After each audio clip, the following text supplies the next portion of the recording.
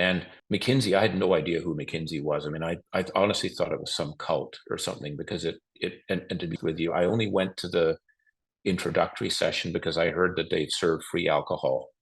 And so I thought, I'll just have a good drink. I'll have a, it'll be good. So I went, and the presentation was terrible.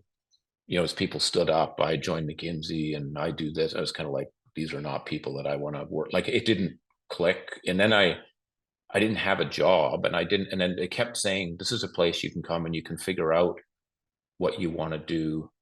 And it was really through the interview process. I met people maybe that were more like me than what I thought McKinsey people were like. There was a guy who was I'm not like this, but it was sort of, he was not a MBA type of person. This was a person he was a nuclear physicist, and he was a business guy. And I remember saying, what are you doing? And he said, doesn't matter. Let me just tell you what I'm working on. And then what he was working on fascinated me. And he said, just come here for 2 years and you don't have to stay.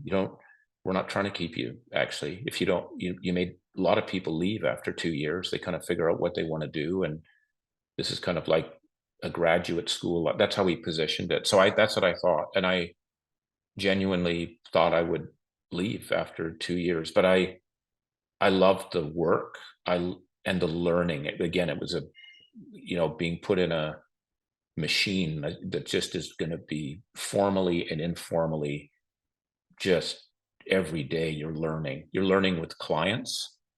There's very formal, we had a mini MBA. And again, in classic McKinsey style, it wasn't 2 years or what, it was 1 month. And it was intense beyond, but accounting, marketing, operations.